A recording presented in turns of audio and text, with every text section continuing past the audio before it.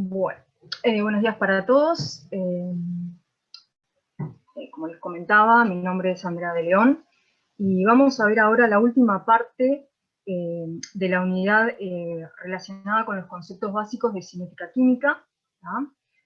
Particularmente en la clase de hoy vamos a ver lo que es la variación de la rapidez o velocidad de reacción con la temperatura, ¿sí? Y bueno, en particular, gran parte de la clase va a estar dedicada a profundizar sobre lo que es la ecuación de Arrhenius, que bueno, probablemente ustedes ya la conozcan de cursos previos, ¿sí? Bueno, entonces, en primer lugar,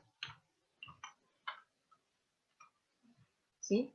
Vamos a hacer un poco cuál es el efecto de la temperatura sobre la velocidad de las reacciones. En general, uno piensa que, bueno, un aumento de temperatura aumenta la velocidad de la reacción. Pero nosotros encontramos, de alguna manera, diferentes vínculos entre la temperatura y la velocidad de reacción. Entonces ahora vamos a ver un poquito, en forma gráfica, diferentes comportamientos, ¿sí?, que puede tener la velocidad o rapidez de reacción con un aumento de la temperatura. ¿tá? Este primer gráfico que vemos acá es un gráfico típico y que ocurre para un gran número de reacciones, donde lo que observamos es un aumento exponencial de la velocidad de la reacción con la temperatura. ¿tá? Sin embargo, más allá de este comportamiento típico, hay otros casos que son un poco más especiales. ¿sí? También podemos encontrar casos como este, ¿sí?, donde hay un aumento paulatino de la velocidad. Ya vemos que aquí la velocidad aumenta, ¿sí?, lentamente con la temperatura, y a partir de una determinada temperatura, que está indicada aquí con esta línea punteada, la velocidad aumenta de forma significativa. ¿tá? Este comportamiento es característico de una reacción explosiva, ¿tá? donde tiene lugar un aumento repentino de la velocidad de reacción que puede ocurrir a la temperatura de inicio. Entonces, en un determinado rango de temperaturas, la velocidad aumenta lentamente y a partir de una determinada temperatura la velocidad se vuelve muy, muy elevada realmente. ¿sí? Bueno. Luego tenemos otros casos especiales como este que vemos aquí, donde vamos a tener de alguna manera dos zonas o dos rangos de temperatura. ¿tá? Entonces, en un determinado rango de temperatura vemos que la velocidad aumenta con la temperatura, ¿tá? de esta forma, y en el otro rango de temperaturas el comportamiento de la velocidad con la temperatura cambia. ¿sí? Entonces, lo que vamos a notar es que hay un aumento, digamos, menos significativo en la temperatura en el primer rango que en el segundo, en este caso particular. ¿no? Esto en general corresponde a la presencia de un mecanismo de reacción donde en determinado rango de temperaturas prevalece una reacción y en otro rango de temperaturas prevalece otro. Por lo tanto, el comportamiento de la velocidad con la temperatura va a diferir. Luego vamos a tener un caso que es aún más atípico, ¿sí? donde, a diferencia de lo que uno tendería a pensar, la velocidad, en lugar de aumentar con la temperatura, ¿sí? disminuye. Es decir, un aumento de la temperatura, ¿sí? provoca el efecto opuesto, es decir, la velocidad de la reacción disminuye. ¿tá? Eso es algo bastante particular. Y luego tenemos un último caso que podemos encontrar donde la velocidad de la reacción aumenta, ¿sí? hasta llegar a un valor máximo y luego comienza a disminuir. Este es el comportamiento que se observa en forma típica en las reacciones catalizadas por enzimas. ¿sí? Las enzimas son catalizadores biológicos, entonces lo que vamos a observar, como les decía, es que hay una temperatura óptima a la cual la velocidad de la reacción es máxima. Nosotros ahora vamos a analizar un poco cada uno de estos casos, pero al comienzo lo que vamos a hacer es más que nada trabajar, ¿sí? y gran parte de la clase, en este primer tipo de comportamiento donde la velocidad aumenta en forma exponencial con la temperatura. ¿sí? Bien. Entonces, ¿Cómo afecta la temperatura a la velocidad de una reacción? Esa es la primera pregunta que nos tenemos que plantear, ¿sí? Y bueno, lo que sabemos es que, en general, la velocidad, ¿sí?, de las reacciones químicas depende de la temperatura, ¿sí? Pero no solo de la temperatura, sino también de la composición del medio de reacción, es decir, por ejemplo, de la concentración de los reactivos que intervienen en ella y de otras variables que, como ustedes vieron en clases previas, pueden ser, por ejemplo, el solvente y en algunos casos la fuerza iónica del medio. La fuerza iónica va a influir cuando la reacción tenga lugar entre especies cargadas, ¿sí? Bien, entonces, sabiendo que la velocidad depende de estas variables, puedo plantear que la velocidad de la reacción va a depender de un factor, ¿sí?, que vamos a denominar K, que es la constante cinética, ¿sí?, que va a ser función de también de la composición, ¿sí?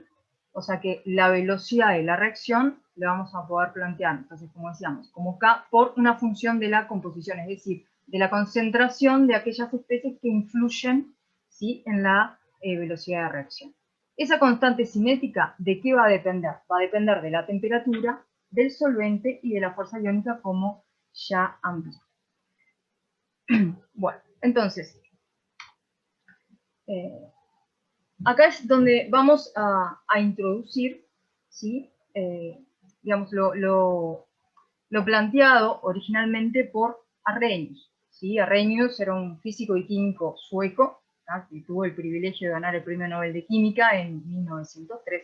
Pero lo que nos va a interesar más que nada es que en el año 1889 logró formalizar, ¿sí?, el efecto de la temperatura en la velocidad de las reacciones químicas, ¿sí? Entonces, lo que planteó Arrhenius es una ecuación, ¿sí?, que vincula justamente el valor de la constante de velocidad con la temperatura. ¿Y cómo llegó a esa ecuación? Bueno, a partir de la experiencia.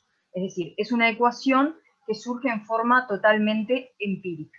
Él lo que encontró es que al trabajar, ¿sí?, a temperaturas no muy alejadas de la temperatura ambiente, o sea, pueden ser temperaturas elevadas, pero en un rango próximo a la temperatura ambiente, ¿sí?, determinó, digamos, el valor de la velocidad de reacción, y por lo tanto de la constante cinética, para diferentes temperaturas, y encontró que estos datos experimentales se ajustaban a una ecuación de este tipo, donde la constante cinética, ¿sí?, la podía expresar como la constante A por E elevado a la menos EA sobre RT. Entonces, en esta ecuación aparece como variable la temperatura, aparece la constante de los gases R y aparecen dos constantes más, A y EA. Entonces, lo importante de todo esto es que, digamos, la ecuación de Arrhenius y la teoría de Arrhenius surge de forma totalmente empírica. Surge de observar lo que ocurre experimentalmente entre el valor de la constante cinética y su dependencia con la temperatura, ¿sí? Entonces, en esta ecuación, ¿sí?, ¿qué es lo que nos plantea? Que la constante cinética, ¿sí?, va a aumentar en forma exponencial justamente con un aumento de la temperatura. Entonces vamos a analizar los parámetros que aparecen aquí. Por un lado aparece el factor preexponencial, ¿sí?, o también llamado factor de frecuencia, A. Este factor preexponencial, de alguna manera, está vinculado con, digamos, efectos probabilísticos, ¿sí? O sea, tiene en cuenta la probabilidad de que dos moléculas se encuentren, y lo vamos a ver con mayor profundidad cuando veamos teoría de las colisiones. Es una de las teorías que vamos a ver la clase que viene, ¿sí? A su vez, otra de las características de ese factor preexponencial es que es independiente de la temperatura. En esta ecuación que plantea Arrhenius, plantea que este factor preexponencial tiene un determinado valor que no depende de la temperatura, ¿de acuerdo? Luego, el otro parámetro que aparece es la energía de activación, que simbolizamos como EA, ¿sí? Esa energía de activación de Arrhenius, ¿sí?, podemos definirla, en el caso de reacciones elementales, como la mínima energía que deben tener las moléculas de reactivo para que puedan reaccionar. Ese aporte energético, ¿sí?, está destinado fundamentalmente a debilitar los enlaces existentes entre los átomos en las moléculas de reactivo y a su vez hacer posible la formación de nuevos agrupamientos, que serían los productos, ¿no? Entonces, para una reacción elemental, el valor de la energía de activación es siempre positivo y a su vez también puede considerarse independiente de la temperatura. Entonces acá tenemos que considerar estas dos cosas. Por un lado, es la mínima energía que deben tener los reactivos para que puedan dar lugar a la reacción que produce los productos de la reacción, y a su vez también es independiente de la temperatura. R es la constante universal de los gases, que ya conocemos, y T es la temperatura absoluta. Acá es importante que manejen esto, es decir, esta temperatura que está acá siempre va a ser temperatura absoluta, por lo tanto, vamos a utilizar el valor de temperatura en Kelvin. Un error importante sería utilizar la temperatura en grados Celsius. Por otro lado, si nosotros analizamos, ¿sí?, la constante de los gases, R, va a tener unidades de energía por mol Kelvin, ¿sí? Y la energía de activación va a tener unidades de energía por mol. ¿Ah? Entonces, ahí manejamos las unidades que tenemos. Y el factor preexponencial va a tener las mismas unidades que la constante cinética.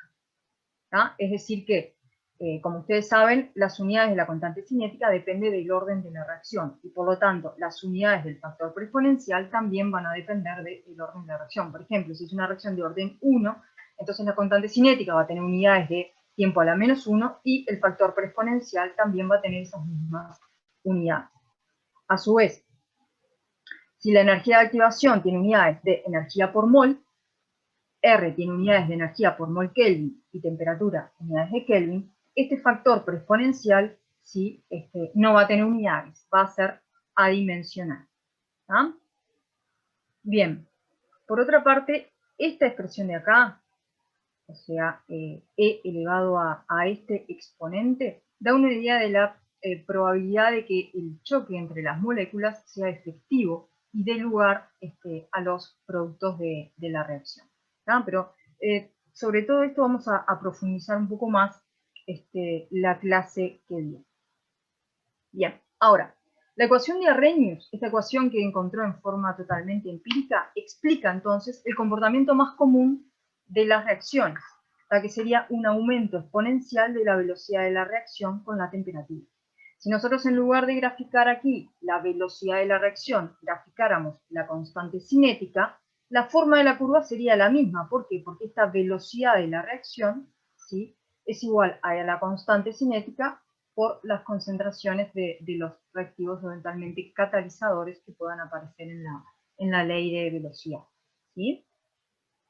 Bueno, es un poco para introducir entonces la ecuación de Arrhenius. Lo que vamos a ver ahora es, bien, que esta ecuación de Arrhenius tiene una forma exponencial.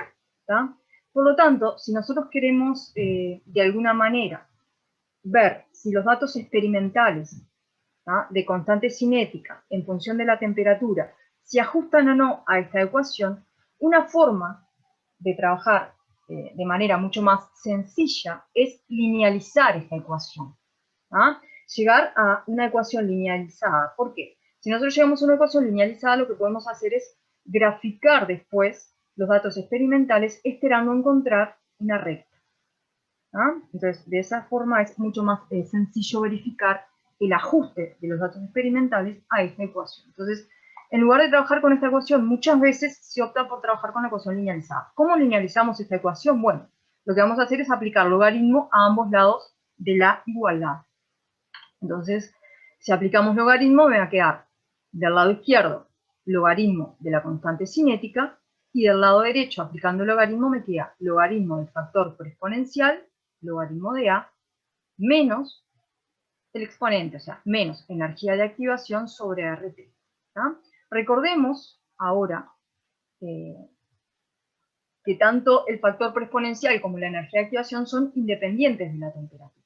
Entonces, el término este de acá, logaritmo de A, va a tener un valor constante, y a su vez, energía de activación sobre R también va a ser constante. Entonces aquí vamos a tener que, si nosotros graficamos ahora, ¿no?, el logaritmo de la constante cinética en función del inverso de la temperatura, ¿sí?, deberíamos de obtener una recta. ¿Por qué? Porque esta ecuación que tenemos acá es justamente la ecuación de una recta, donde logaritmo de A es la ordenada en el origen, ¿sí?, y menos la energía de activación sobre R sería el valor de la pendiente.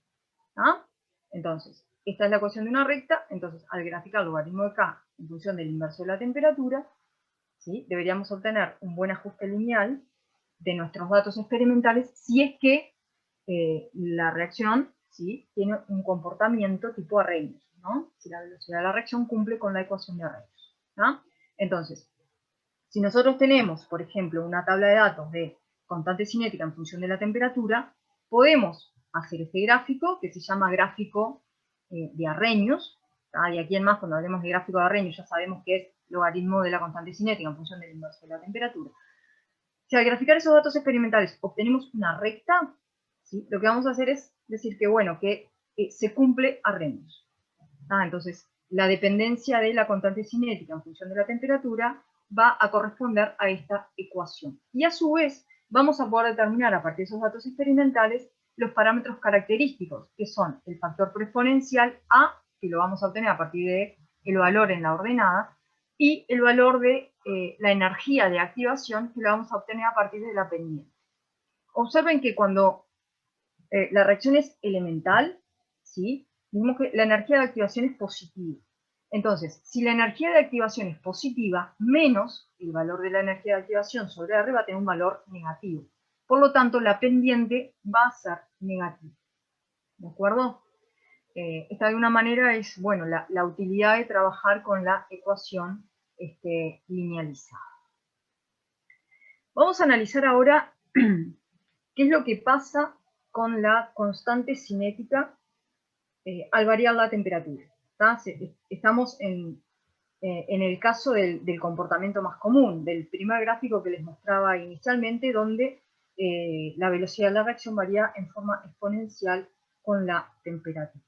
¿Sí? Entonces, en este gráfico sí vamos a tener la constante cinética en función de la temperatura, y lo vamos a tener para tres valores diferentes de energía de activación, o sea, para tres reacciones, ¿sí?, donde la energía de activación toma valores distintos.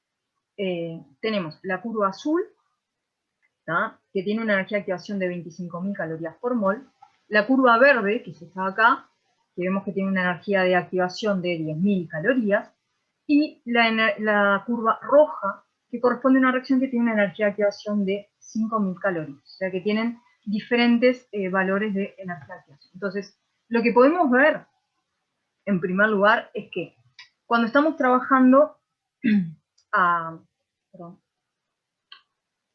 temperaturas relativamente bajas, ¿sí?, observamos que un aumento de la temperatura, por ejemplo, tomemos la curva azul, un aumento de temperatura hace que el cociente EA sobre RT disminuya, y por lo tanto el valor de E a la menos energía de activación sobre RT aumenta. Por lo tanto, en este rango de temperaturas, observamos que el valor de la constante cinética aumenta al aumentar la temperatura. Lo mismo sucede para las otras reacciones, ¿no? Lo mismo sucede para reacciones que tienen energías de activación menores. A su vez, si nosotros ampliamos, ¿sí?, esta zona de acá, podemos ver con mayor facilidad que se trata de gráficos sigmoides, es decir, que tienen un punto de inflexión, ¿sí? Lo vemos acá, por ejemplo, el punto de inflexión, acá tendríamos una concavidad positiva, luego pasamos a una concavidad negativa, que estaría por acá. En este otro caso se corre un poquito y así sucesivamente, ¿tá? Entonces, ¿cómo podríamos hacer para determinar ese punto de inflexión? Bueno, para determinar ese punto de inflexión lo que tendríamos que hacer es la derivada segunda, digamos, de esta ecuación que tenemos aquí, ¿sí? Bueno, el resultado de... No lo tengo aquí. El resultado de hacer esa derivada segunda, ¿sí?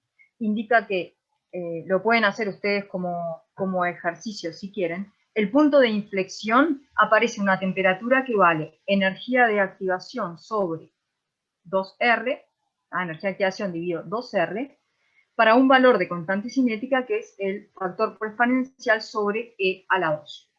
¿Ah? Ese sería el resultado. Bien. Entonces, ¿qué es lo que sucede? ¿A qué temperatura va a aparecer entonces ese punto de inflexión? Como les comenté, a un valor que es la energía de activación dividido 2R. Entonces, cuanto mayor es la energía de activación, ese punto de inflexión aparece a temperaturas menores, que es lo que vemos acá. En este caso, el punto de inflexión para la curva roja, sí que es la que tiene el menor, la menor energía de activación, aparece a temperaturas menores. ¿Sí? Para la verde, que tiene una energía de activación un poco mayor, aparece una temperatura levemente superior, ¿sí? Estaría por acá. Y para la curva azul, que es la que tiene mayor energía de activación, entonces ahí el punto de inflexión aparecería a una temperatura bastante mayor. ¿Sí? Bien. Por otro lado, si nosotros estamos a temperaturas relativamente elevadas, ¿no? Nos vamos a temperaturas muy altas, temperaturas donde estamos en valores realmente muy altos, acá se plantea tendiendo al finito, pero digamos sería a temperaturas relativamente altas, estamos hablando de, llegamos hasta unos 50.000 Kelvin. ¿Qué es lo que vamos a ver? Como la temperatura tiene un valor muy elevado, entonces el valor de EA sobre RT va a tender a 0, y por lo tanto, E a la menos EA sobre RT va a tender a 1. ¿Eso qué implica? Que la constante cinética va a tender al valor del factor preexponencial. ¿Ah? Entonces, sería la otra incógnita que tenemos acá. Entonces, cuando estamos trabajando a temperaturas muy elevadas, por ejemplo, esta curva azul, a medida que aumentamos la temperatura, el valor de la constante cinética va tendiendo al valor preexponencial, ¿no? Tiende en forma asintótica al valor preexponencial. ¿Ah? Ahora, lo que observamos es que cuanto menor es la energía de activación, ese valor de la constante tendiendo al valor preexponencial se da a temperaturas menores. ¿Sí? Fíjense que para la curva roja, que es la que tiene menor energía de activación, ya en una temperatura de, por ejemplo, 15.000 Kelvin, ya estamos prácticamente en el valor del factor preexponencial. Sin embargo, para el otro extremo, donde tenemos la mayor energía de activación, esto ocurre a temperaturas mayores. Acá la idea es ir viendo cómo influye el valor de la energía de activación sobre el comportamiento de la constante cinética en función de la temperatura. Otra cosa que podemos analizar a partir de este gráfico es qué impacto tiene un mismo aumento de la temperatura sobre el valor de la constante cinética. ¿Sí? Vamos a suponer acá, por ejemplo, tenemos la curva azul, que es la que tiene mayor energía de activación. Si nosotros pasamos de una temperatura de 5.000 a 10.000 Kelvin, ¿sí? El valor de la constante cinética va a pasar de un valor en 5.000 de más o menos 0,55 a un valor en 10.000 de algo así como 0,75. O sea que pasa desde este valor de 0,55 a 0,75. Es un aumento importante. Para ese mismo aumento de temperatura, si no vamos a la reacción que tiene una menor energía de activación, que sería la curva roja, pasamos de tener a 5.000 Kelvin, ¿sí? Un valor apenas por debajo de 0,9, a tener a 10.000 Kelvin, ¿sí? Por aquí, un valor que no llega a 0,95. O sea que el mismo cambio de temperatura sobre una reacción que tiene una energía de activación mayor, implica un mayor aumento de la constante cinética que sobre una reacción que tiene una energía de activación bastante menor. ¿Ah? O sea que el aumento de la temperatura incrementa más el valor de la constante cinética cuanto mayor, ¿sí?, sea la energía de activación. ¿De acuerdo? Bueno, esas son un poco las conclusiones que podemos sacar a partir de este gráfico determinado experimentalmente. ¿Sí? Bien. Vamos a ver ahora un poco ¿cuáles son los valores más comunes para la energía de activación? Es decir, esas reacciones que nosotros estudiamos en el laboratorio y con las que nos topamos normalmente, ¿en qué rango están sus valores de energía de activación? Y para eso vamos a analizar dos situaciones.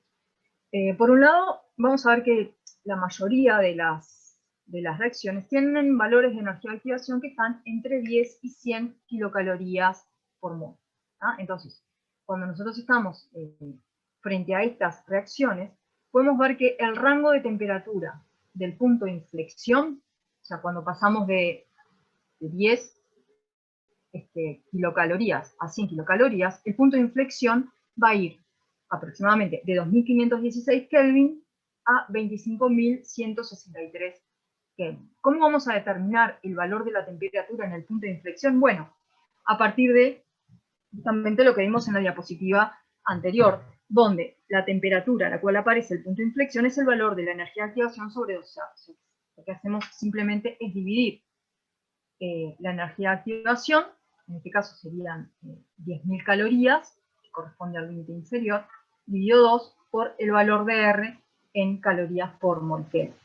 ¿Sí? Lo mismo para este otro caso. Entonces, si ustedes se fijan, la temperatura del punto de inflexión son temperaturas relativamente altas para las reacciones comunes, que están en el orden de los 2.500 Kelvin. O sea, cuando nosotros estudiamos este tipo de reacciones en el laboratorio, obviamente estamos a temperaturas inferiores, o sea que estaríamos en el primer tramo de la curva, ¿no? Estaríamos en esta zona de aquí, acá que tenemos el zoom, estaríamos en esta zona previa al punto de inflexión.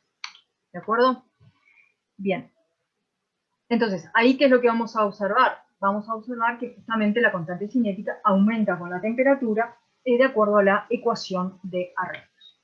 Ahora, hay otro tipo de reacciones, que las podemos generalizar como reacciones donde participan especies muy reactivas, que pueden ser, por ejemplo, átomos o radicales, donde la energía de activación es muy baja, está en el entorno de 0 a 10 kilocalorías, ¿sí? Entonces, como la energía de activación es tan baja, la temperatura del punto de inflexión es mucho menor a 2516 Kelvin, que es el límite inferior que habíamos visto para el caso anterior. Eso quiere decir que aún a temperaturas ordinarias, ¿sí?, en las cuales podemos llegar a trabajar, el valor de la constante cinética ya va a tender al valor preexponencial, porque vamos a estar en una situación donde la energía de activación es tan baja que ya a temperaturas muy pequeñas la constante cinética ya tiene valores muy altos que son muy próximos al factor preexponencial. Bien. Bueno, entonces, para estas reacciones en particular, lo que se ha observado es que el factor preexponencial, ¿sí?, deja de ser independiente de la temperatura, ¿no? Lo que planteaba Arrhenius es que el factor preexponencial justamente es independiente de la temperatura. Pero para estas reacciones en particular, eso ya no se va a cumplir. Entonces, como no se va a cumplir, lo que se plantea es que la constante cinética va a depender de la temperatura mediante una ecuación de este tipo, donde en lugar de plantear el factor exponencial A, que es independiente de la temperatura, vamos a plantear una constante B por T a la N, donde B es una constante adimensional y mayor a C. Bien, entonces aquí la dependencia es diferente. Por otro lado, nuevamente, si nosotros linealizamos esta ecuación, vemos que al aplicar logaritmo para linealizarlo, obviamente, va a quedar que el logaritmo de la constante cinética va a ser igual a, linealizando aplicando logaritmo a este factor, me va a quedar menos E sobre RT, más N por el logaritmo de T, que es aplicar el logaritmo a este otro término, más el logaritmo de B, que sería aplicarlo a este otro. Entonces, como vemos acá, ¿sí?, la dependencia de la constante con la temperatura va a ser diferente, y si nosotros graficamos, en este caso, logaritmo de K en función del inverso de la temperatura, como aparece este otro término, ¿sí?, que es logaritmo de T, donde T también es variable, ya no va a tener los datos no se van a ajustar a una recta, o sea que los datos experimentales no se van a ajustar a un gráfico de Arrhenius, ¿sí? La dependencia va a ser diferente y lo que vamos a obtener en realidad va a ser una curva. Entonces, bueno, Vamos a ver después algún ejemplo donde esto es aplicable y lo van a ver también en la parte de ejercicios, pero bueno, es como para ver que bueno, no todas las reacciones se ajustan al modelo que plantea Arrhenius, ¿no? Bueno, y ahora vamos a analizar una regla general que quizás algunos de ustedes ya la conocen, que plantea que cuando la temperatura se incrementa a 10 grados, la velocidad de reacción se duplica, ¿tá? Esta es una regla que en algunas situaciones es aplicable, pero no siempre. Vamos a ver que en realidad la vamos a poder aplicar cuando estemos trabajando a temperaturas próximas a los 300 Kelvin, ¿sí?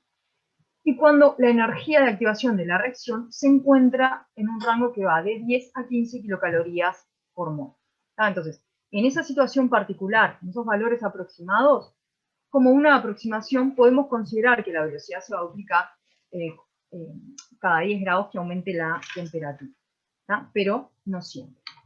Vamos a ver un ejemplo concreto, ¿sí? Vamos a suponer que tenemos reacciones con diferentes energías de activación, ¿tá? Que van de 10 a 30 el valor. No importa acá las unidades en las cuales están expresadas las energías de activación, no están incluidas acá, pero digamos sería 10 kilocalorías por mol, 13 kilocalorías por mol, 20 kilocalorías por mol y 30, ¿tá? De acuerdo a lo planteado para el rango de energías de activación, ¿sí?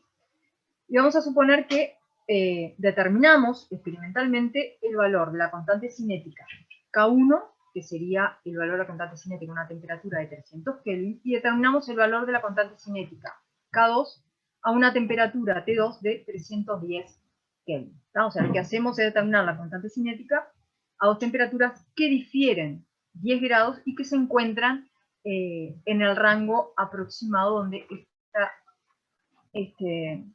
esta regla se podría aplicar, ¿tá? Entonces, si hacemos el cociente K2 sobre K1, obtenemos los valores que tenemos acá, ¿tá? Entonces, si se fijan, cuando la energía de activación es 10 kilocalorías por mol y 13, el cociente entre K2 y K1 vale 1,7 y 2, o sea, es aproximadamente 2. Entonces podemos decir que en estos dos casos, ¿sí?, se cumple la regla porque al ser K2 prácticamente el doble que K1, la velocidad de la reacción, que es directamente proporcional a la constante cinética, también se duplica.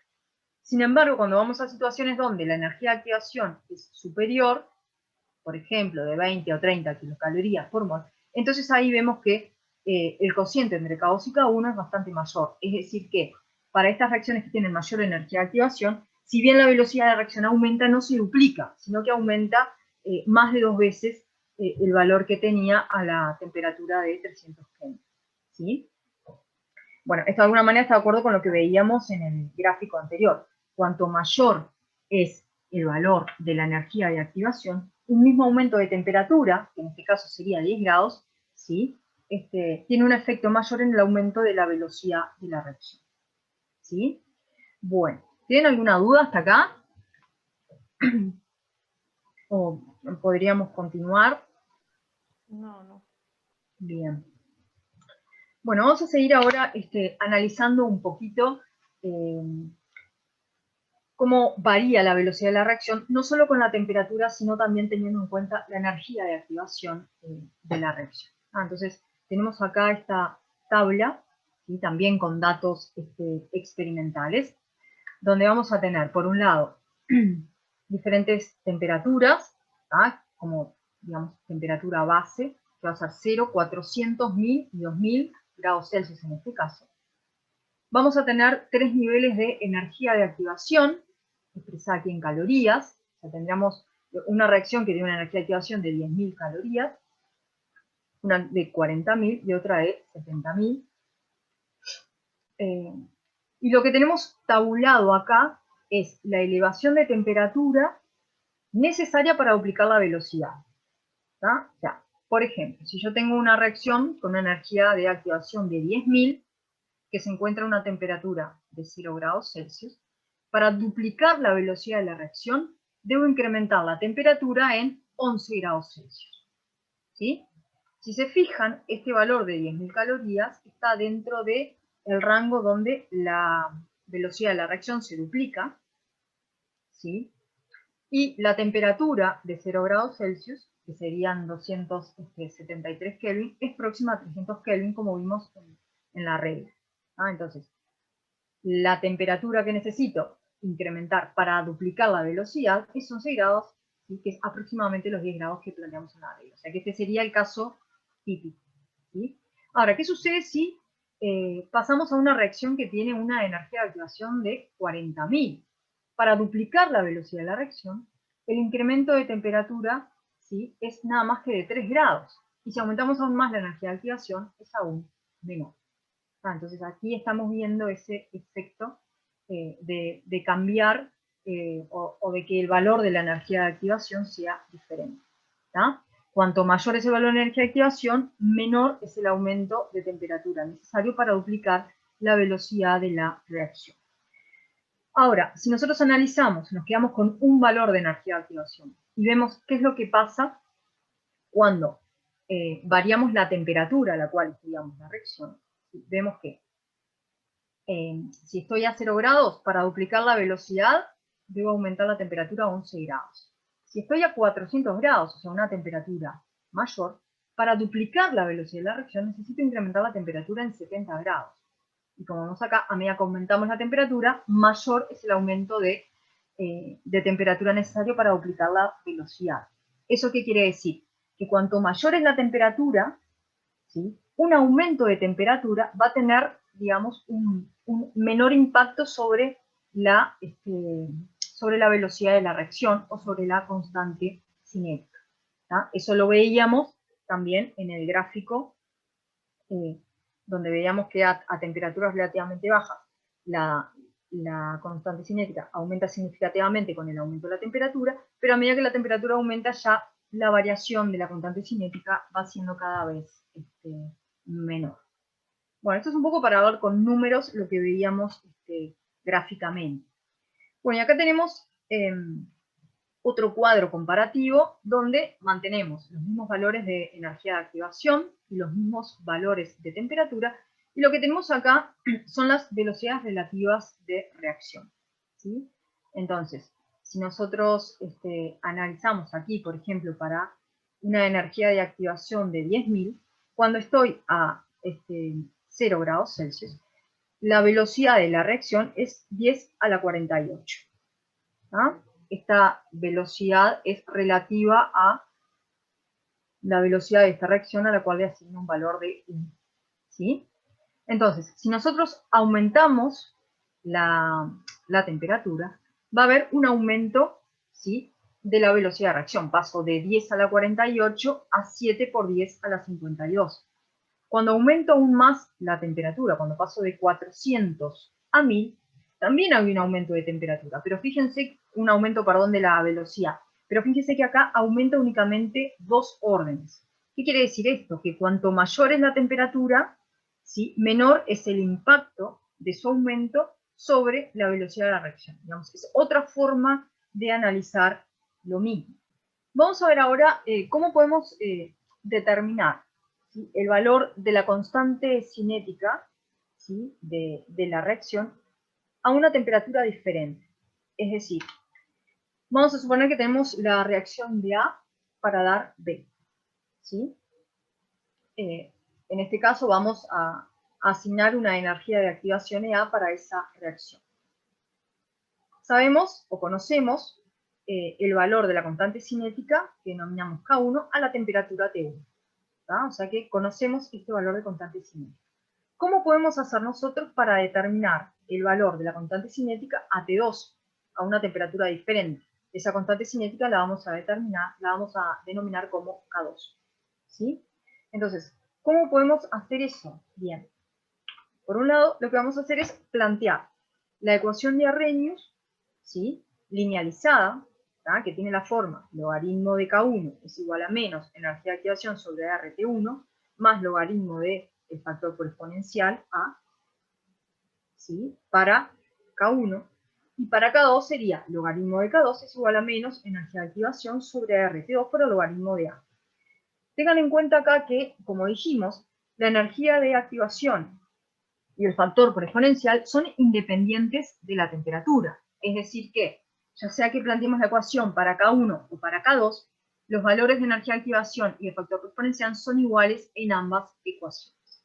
Entonces, lo que vamos a hacer ahora con estas ecuaciones es restar a esta primera ecuación la segunda. Si nosotros hacemos esa resta, vamos a llegar a que logaritmo de K1 menos logaritmo de K2, que tenemos planteado aquí, va a ser igual a menos la energía de activación sobre RT1, que es este término, más el logaritmo del factor exponencial, menos estos dos términos. O sea que me va a quedar menos por menos más energía de activación sobre RT2, menos logaritmo del factor exponencial. Aquí se me cancela el factor preexponencial, y lo que voy a poder hacer es, por un lado, agrupar estos dos términos en uno, y aquí sacar de factor común energía de activación sobre R porque es constante. Haciendo eso, llegamos a esta ecuación que tenemos aquí. Me queda que, ustedes saben, logaritmo de K1 menos logaritmo de K2, lo podemos plantear como logaritmo del cociente, K1 sobre K2, es igual a, sacando de factor común menos energía de activación sobre R, me queda 1 sobre T1 menos 1 sobre T2. Entonces, esta ecuación que tenemos acá nos va a permitir vincular los valores de las constantes cinéticas a dos temperaturas diferentes. Entonces, si yo conozco la energía de activación de la reacción, conozco T1, ¿sí? Conozco el valor de la constante cinética a T1 y quiero conocer el valor de la constante cinética K2 a T2, la puedo despejar de esta ecuación, ¿sí? Esa es una de las utilidades. La otra utilidad que tiene es que si yo conozco el valor de la constante cinética a dos temperaturas diferentes, es decir, conozco K1 y K2, conozco T1 y conozco T2, a partir de esta ecuación puedo determinar la energía de activación para la reacción. ¿Ah? Obviamente tiene que ser para una reacción para la cual se cumpla este arreglo. Entonces tiene esa doble aplicación. No obstante, en general, uno lo que hace para determinar la energía de activación de una reacción no es determinar dos constantes cinéticas a diferentes temperaturas. Lo que hace es determinar la velocidad de la reacción y a su vez la constante cinética a diferentes temperaturas, hacer el gráfico de Arrhenius, verificar la linealidad y por lo tanto que esa reacción cumple con Arrhenius y a partir de la pendiente determinar la energía de activación. Pero cuando ustedes se vean enfrentados a ejercicios, ¿sí? Donde de pronto tienen dos valores de constante cinética, dos temperaturas, perfectamente podemos determinar de ahí la energía de activación porque, bueno, asumimos que Arrhenius se cumple, ¿sí? Bueno.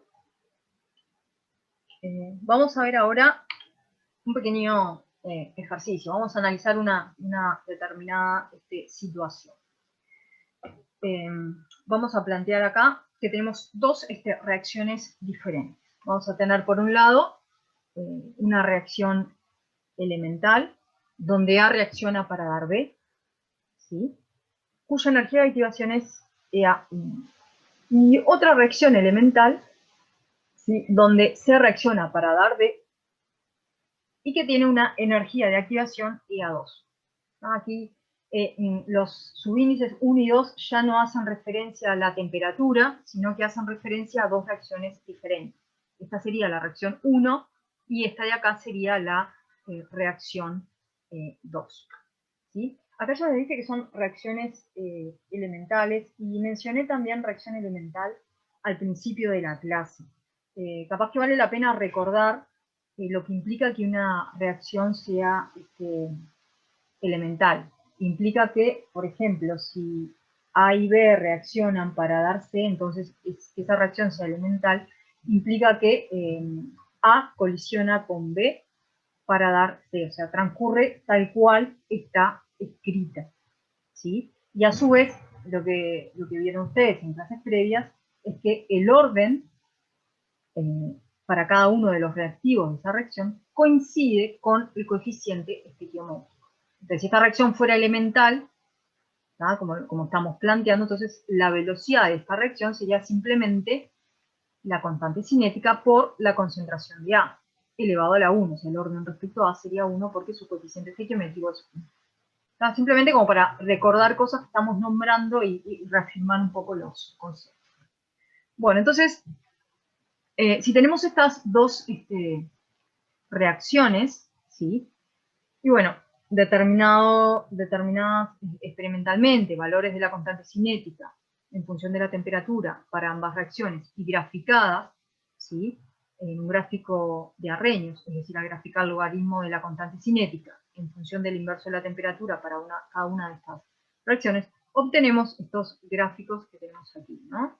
Por un lado, tenemos un ajuste, ¿sí? Porque son rectas, y tenemos para la reacción 1 esta recta de aquí, y para la reacción 2 esta otra.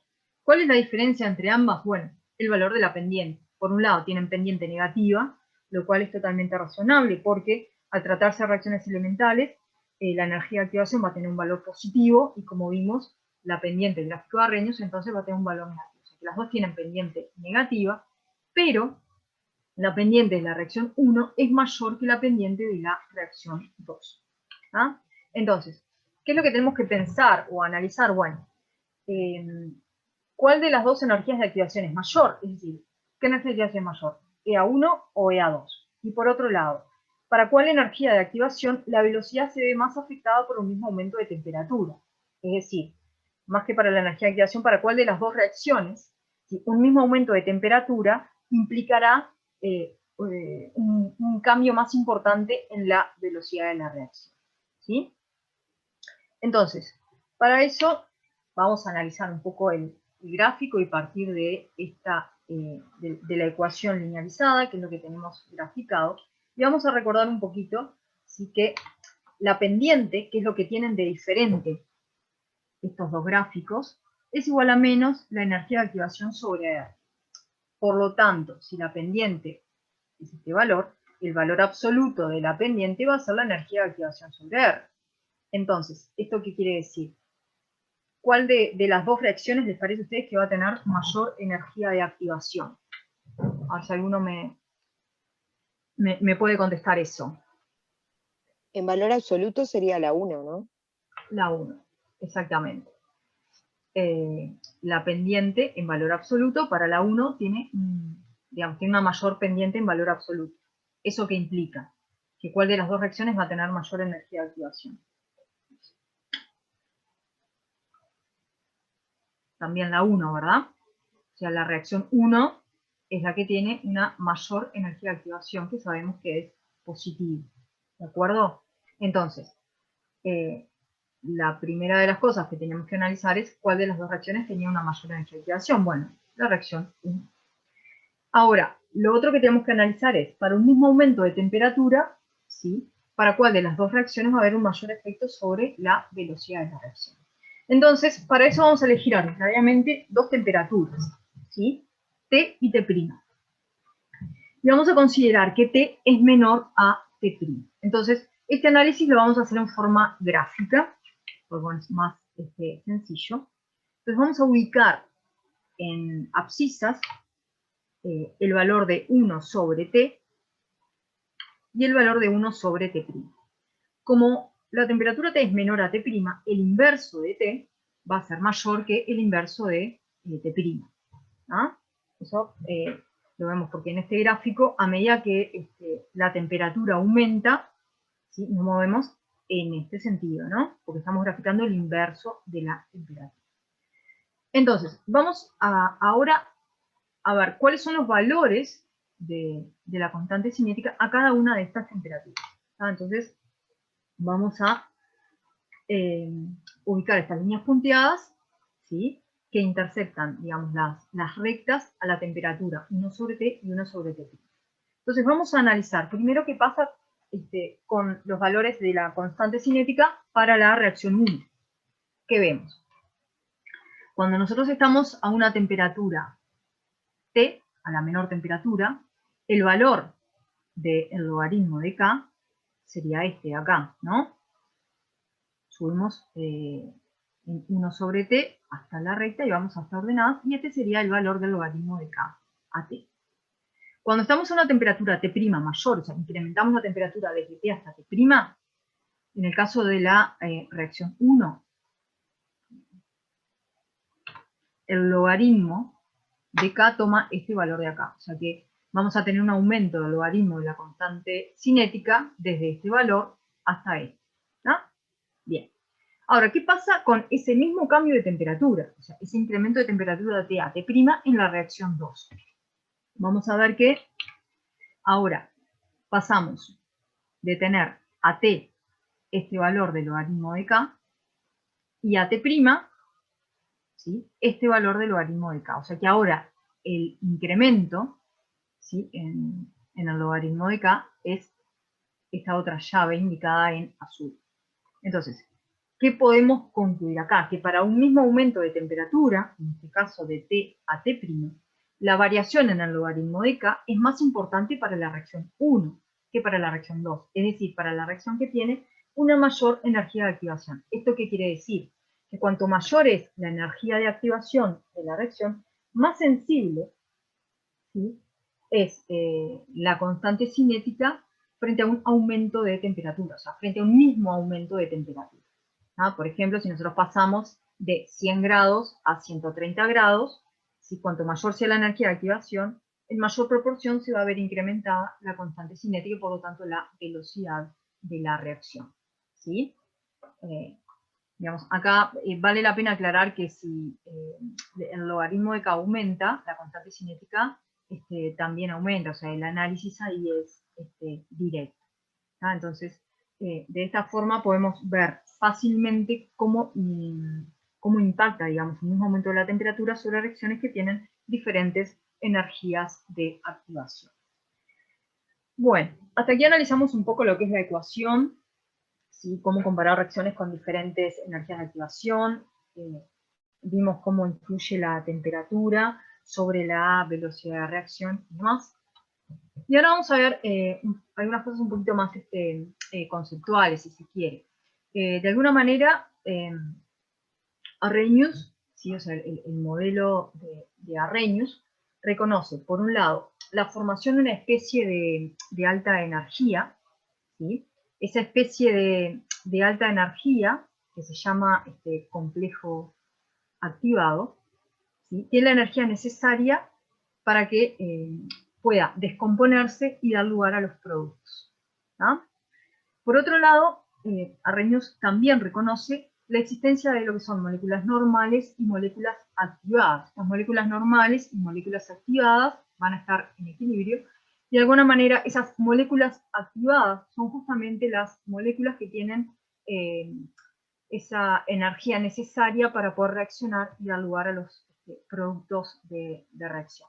Entonces, por lo tanto, lo que vemos es que se va a requerir alcanzar cierta energía para la formación de esa especie activada. Y justamente a esa energía que tienen que alcanzar, digamos, las moléculas de reactivo para formar la especie activada que da lugar a los productos, es la energía de activación. ¿tá? Y esa energía de activación necesariamente va a ser entonces mayor a cero. Va a tener siempre un valor positivo. ¿tá? Esto es un poco el análisis de lo que se entiende por energía de activación en función de Arrhenius. ¿tá? Y por otro lado vamos a ver cuál es la importancia de la ecuación de Arrhenius. ¿tá? Por un lado, nos va a permitir, ¿sí?, determinar la energía de activación de una reacción. Siempre que podamos lo vamos a hacer como la pendiente al logaritmo de la constante cinética en función del inverso de la temperatura. Y de hecho, en este curso, ¿sí?, uno de los trabajos experimentales, una de las prácticas, justamente implica esto, determinar la energía de activación de una reacción. Por otro lado, nos va a permitir determinar la constante cinética a una temperatura diferente, ¿sí?, a la cual conocemos el valor de la constante cinética. ¿sí? Eso vimos la ecuación a la cual podemos recurrir para hacer esta determinación. Y por otro lado nos permite de alguna manera describir el comportamiento molecular, ¿sí?, y de la constante cinética que tiene lugar durante una reacción química. ¿sí? Eso lo vamos a profundizar, nuevamente les digo, en la clase que viene, donde vamos a ver las teorías de las velocidades. Y por otro lado plantea de alguna manera el concepto de barrera de energía. esa barrera de energía justamente es esa energía que deben adquirir las moléculas de reactivo para poder reaccionar, desde el punto de vista teórico. Bien, entonces, visto eso ahora, lo que vamos a hacer es un poquito analizar lo que es el diagrama de energía para una reacción elemental. ¿Tá? Volvemos otra vez al análisis partiendo de una reacción elemental. Entonces, como dijimos, vamos a tener por un lado lo que es el estado activado, ¿sí? Que son las moléculas que tienen esa energía suficiente para poder reaccionar, ¿sí? En ese estado activado, la especie que va a existir va a ser el complejo activado. Vamos a manejar también el concepto de colisión efectiva, ¿sí? Es decir, colisión efectiva de alguna manera va a requerir la energía suficiente para el reordenamiento. O sea, cuando dos moléculas colisionan, ¿sí? Si no tienen la energía suficiente para llegar al estado activado, por más que colisionen, no van a dar lugar a la reacción. ¿Ah? Y por otro lado, la energía de activación, ¿sí? Va a ser la diferencia de energía entre los reactivos y el complejo activado. Entonces, con estos conceptos, si nosotros vamos al diagrama de energía, que obviamente ustedes ya lo han visto en otros cursos, vamos a ver que, bueno, en principio, los reactivos tienen una determinada energía, ¿sí? El estado activado va a tener una energía superior, ¿tá? Y la diferencia de energía entre los reactivos y ese estado activado es justamente el valor de la energía de activación. Lo vamos a denominar EA1. ¿Ah? O sea que esa sería la energía que tienen que adquirir los reactivos para formar ese estado activado. A su vez, ese estado activado luego va a dar lugar a los productos. En este caso, los productos tienen una energía que es inferior a la de los reactivos. ¿De acuerdo? Entonces, vamos a plantear que la diferencia de energía entre el estado activado y los productos es EA-1. ¿Sí? Bien, entonces, de acá lo que es importante recalcar es que esta energía de activación es positiva, ¿sí? Y por otro lado aquí, en este ejemplo en particular, vemos que los productos tienen menor energía que los reactivos, ¿tá? Y a su vez, esta diferencia de energía entre reactivos y productos es la variación de entalpía de la reacción. Como los productos tienen menor energía que los reactivos, estamos en presencia de una reacción exotérmica, es decir, una reacción que libera energía. Y por lo tanto, el valor de la variación de entalpía, en este caso, va a ser negativo, ¿sí? Sin embargo, podemos encontrarnos también en presencia de reacciones endotérmicas, y el análisis sería muy parecido, ¿no? Entonces, para una reacción elemental cualquiera, ¿sí? En este caso tenemos A más B para formar el estado activado, que vamos a simbolizar como AB asterisco, que luego va a dar lugar al producto de esta reacción elemental, que es AB. Entonces, en este caso, en este primer caso, ¿sí? Que vemos a la izquierda, vamos a tener, esta sería la energía de los reactivos, o sea, de A más B. Para llegar al estado activado, ¿sí? Necesitan esta energía, que sería la energía de activación, que como vemos es positiva. Y como la reacción en este caso es endotérmica, ¿sí? La energía de los productos va a ser superior a la de los reactivos. Es decir, la variación, ¿sí? De entalpía, en este caso, que es igual a la energía de los productos menos la de los reactivos, va a tener un valor positivo, ¿no? Y los productos tienen mayor energía que los reactivos. Y la energía de activación es positiva, ¿no? A su vez, cuando la reacción es exotérmica, también la energía de activación es positiva. La diferencia aquí es que los productos van a tener una menor energía que los reactivos. O sea que, más allá de que la reacción sea endotérmica o exotérmica, o sea, que requiera energía o que libere energía, siempre, para que tenga lugar la reacción y llegar al estado activado, necesito que los reactivos alcancen una energía de activación que es siempre positiva, ¿no?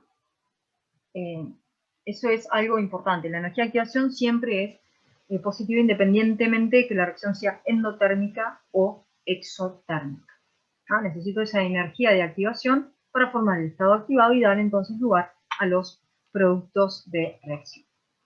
Entonces ahora vamos a analizar un poquito qué tipo de reacciones cumplen con el modelo propuesto con Arrhenius, es decir, cumplen con la ecuación de Arrhenius. En primer lugar, todas las reacciones elementales. ¿No? Las reacciones elementales, como vimos, que ocurren en una sola etapa y que implican siempre la colisión de 2 o hasta 3 moléculas, no más, porque más de 3 moléculas es muy poco probable que puedan colisionar, cumplen siempre con la ecuación de Arrhenius. ¿Sí? Además de las reacciones elementales, también van a cumplir con Arrhenius las reacciones que transcurran a través de un mecanismo. Si bien el tema mecanismo lo vamos a ver luego del receso, ¿sí? En el segundo hemisemestre, ¿sí? Podemos definir ahora un mecanismo de reacción como las etapas elementales sucesivas, ¿sí? Que tienen lugar y que explican la forma en la cual se da la reacción. ¿Ah? Si tenemos una reacción compleja, ¿sí? Donde no implica simplemente la colisión de A con B para dar a B, como vimos en la diapositiva anterior, sino que involucra de pronto más especies, puede ser una reacción también catalizada, donde también aparece un catalizador y demás, lo vamos a ver en profundidad más adelante. En esos casos, entonces, la reacción no transcurre tal cual está escrita, la ecuación química, sino que transcurre mediante sucesivas etapas elementales. Cada una de esas etapas es elemental. Entonces, sería de alguna manera el camino que sigue la reacción para tener lugar. Entonces, cuando estamos en presencia de una reacción que no es elemental y transcurre a partir de un mecanismo, ¿sí? Esa reacción va a cumplir con el modelo de Arrhenius en dos situaciones. Una es cuando la etapa determinante de la velocidad, o sea, la etapa elemental que determina el valor de la velocidad, es la primera de las etapas que aparece en el mecanismo de reacción. Y el otro caso en el cual cumple con el modelo de Arrhenius es cuando la constante cinética global, ¿sí? Es productora de constantes cinéticas de ese mecanismo. Es decir, si nosotros tenemos, por ejemplo, un mecanismo que implica 3 etapas elementales, si nosotros podemos plantear la velocidad de la reacción como una constante global y que podemos expresar como productoria de las constantes cinéticas de esas 3 etapas, por ejemplo K1, K2 y K3, entonces en esos casos también la reacción va a cumplir con Arrhenius. Serían los dos casos de mecanismos de reacción que cumplen con Arrhenius. ¿Qué quiere decir que cumplen con el modelo de Arrhenius? Que si nosotros determinamos experimentalmente la constante global de esa reacción y graficamos el logaritmo de la constante global contra el inverso de la temperatura, lo que vamos a observar es un comportamiento lineal. Entonces ahí vamos a decir que esa reacción, aunque no es elemental, cumple con el modelo de Arrhenius. ¿Ah? Ahora, ¿cómo determinar la constante global? Y cómo saber cuál es la etapa determinante de la velocidad de reacción para ver si es la primera o no. Son cosas que vamos a profundizar más adelante. Lo que importa en este punto es que ustedes manejen esto, que si no es elemental y es un mecanismo, puede cumplir con Arrhenius si la primera etapa es la determinante de la velocidad o si la constante global es productoria de constantes cinéticas de las etapas del mecanismo. ¿Ah? Bien, entonces vamos a ver un ejemplo, ¿sí? De una reacción que no es elemental, que transcurre mediante un mecanismo y que cumple con Arrhenius. En este caso lo que tenemos es la reacción entre el ioduro y el persulfato. El ioduro, cuando reacciona con persulfato, da como productos yodo y sulfato. Esta reacción en particular es justamente la que se estudia en el laboratorio y a la cual se le determina la energía de activación. O sea que está puesta aquí de alguna forma a propósito porque ustedes también la ven en el laboratorio. Este año en particular, bueno, no sé si van a poder estudiarla efectivamente en forma experimental, pero bueno, la tienen igual en la práctica, en la guía de laboratorio. Entonces, esta reacción no es elemental y transcurre mediante un mecanismo que implica dos etapas, que es esto que ustedes tienen planteado acá. La primera etapa implica la reacción del ion yoduro con sulfato para dar esta especie que es un intermediario de reacción. O sea, es una especie que se va a formar y se va a consumir, ¿sí? En el mismo mecanismo, ¿no? Aquí lo que tiene asociado es una constante cinética K1. Esta etapa es la etapa lenta del mecanismo, ¿no? Es la que tiene menor velocidad de reacción y por lo tanto va a ser la determinante de la velocidad. A continuación viene la segunda etapa, donde otro ion yoduro reacciona con el intermediario que se formó en la primera etapa. O sea, este intermediario que se formó se consume en la segunda para formar los productos de la reacción, yodo y sulfato. Y aquí está asociada una constante cinética K2. Esta reacción es muy rápida. Entonces, si nosotros analizamos este mecanismo de reacción, ¿sí? Estamos en esta primera opción, o sea, la etapa determinante, ¿sí? Que es la etapa lenta del mecanismo, es la primera de la reacción. Entonces aquí sabemos que va a tener un comportamiento tipo Arrhenius. ¿Cómo podemos verificar eso? Bueno, porque la velocidad de la reacción va a ser igual a la velocidad de la etapa determinante, que es la primera etapa, y por lo tanto va a ser igual a la velocidad de esta etapa que es elemental. Como es elemental, la podemos plantear como K1 por la concentración de los reactivos en esta etapa, que es el yoduro y el persulfato, elevados a los coeficientes estequiométricos de cada uno, que son 1. Entonces me queda K1 por la concentración de yoduro por la concentración de persulfato. Entonces, de esta forma, ¿sí? Vemos que la constante global, de alguna manera, es K1, y que K1, como es la constante cinética de una reacción elemental, que es la primera de la etapa, sí o sí va a tener que cumplir con Arrhenius. Por lo tanto, esta reacción, que transcurre mediante un mecanismo, cumple con el modelo propuesto por Arrhenius. Y acá hay que prestar atención a algo que a veces puede generar confusión. Cuando nosotros estamos en presencia de un gráfico lineal, esto no explica que la reacción sea elemental. O dicho de otra forma, cuando nosotros tenemos una reacción elemental, sabemos que cumple con Arrhenius, y por lo tanto, si es elemental, el gráfico del logaritmo de la constante cinética en función del inverso de la temperatura va a ser lineal. Pero la inversa no se cumple necesariamente. Si yo grafico el logaritmo de la constante cinética en función del inverso de la temperatura y obtengo linealidad, eso no necesariamente implica que la reacción sea elemental. ¿Por qué? Porque esa reacción puede transcurrir mediante un mecanismo que cumpla con una de estas dos condiciones y por lo tanto también cumplir con Arrhenius, aunque no sea elemental. ¿Ah? Es algo parecido a lo que veían al principio de la parte de cinética, donde decían, bueno, si una reacción es elemental, el orden respecto a los reactivos coincide con el coeficiente estequiométrico, pero que los coeficientes estequiométricos coincidan con el orden de la reacción no implica que la reacción sea elemental. ¿Ah? Bueno, es un poco como para aclararlo porque a veces puede generar confusión. Vamos a ver ahora qué sucede con estas reacciones, que no son elementales y transcurren a partir de un mecanismo de reacción, ¿sí? Y que cumplen con Arrhenius. Bueno, dijimos que una de las posibilidades era que la constante cinética global fuese igual a una productoria de constantes cinéticas que aparecen en las diferentes etapas del mecanismo. Entonces, esa constante cinética se puede plantear como una productoria de K sub i, la constante cinética de la etapa I, elevado a la alfa sub i. ¿Sí? En general, alfa sub i vale 1 o menos 1, son los valores más típicos. Entonces, en una situación como esta, sabemos, ¿sí?, que la reacción va a tener un comportamiento tipo Arrhenius. Entonces, cuando nosotros graficamos el logaritmo de la constante cinética en función del inverso de la temperatura, vamos a obtener una recta. De esa recta vamos a poder determinar la pendiente y vamos a poder determinar la ordenada en el origen. ¿Ah?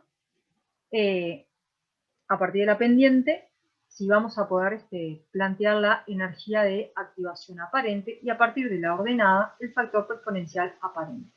¿Ah? La energía de activación aparente la vamos a definir como una sumatoria de alfa sub i por la energía de activación de cada una de esas etapas. Y a su vez, el factor exponencial aparente lo vamos a plantear como la productoria del factor exponencial de cada etapa elevado a la alfa sub i.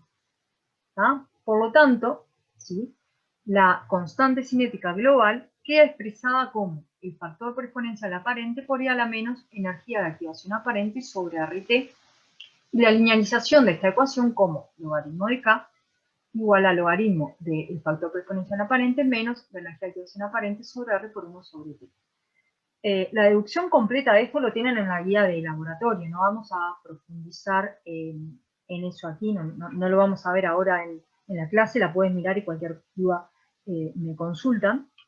Pero lo importante que es, bueno, que si transcurre a partir de un mecanismo y cumple con Arrhenius, entonces podemos definir una energía de activación aparente y un factor por exponencial aparente que van a depender de los valores de energía de activación y factor por exponencial de las etapas elementales que aparecen en la constante global. Y por lo tanto, vamos a ver ahora, como para ejemplificar, un caso en el cual la constante global, ¿sí?, nos queda planteada como K1 por K2 sobre K3.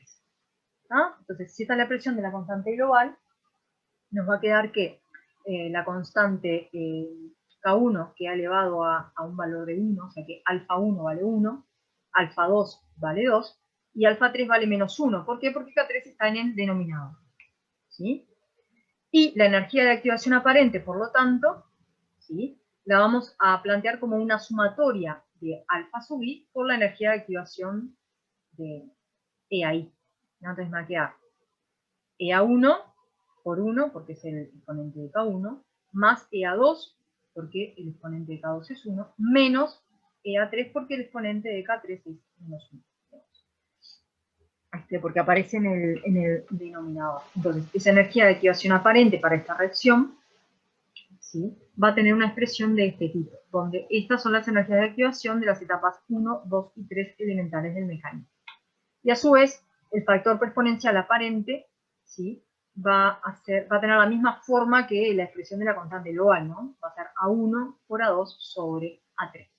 Esto ustedes lo van a aplicar mucho en los ejercicios, cuando resuelvan el repartido, y bueno, por eso lo incluí acá en la clase para que, bueno, lo tengan presente a la hora de resolver ejercicios que implican reacciones no elementales.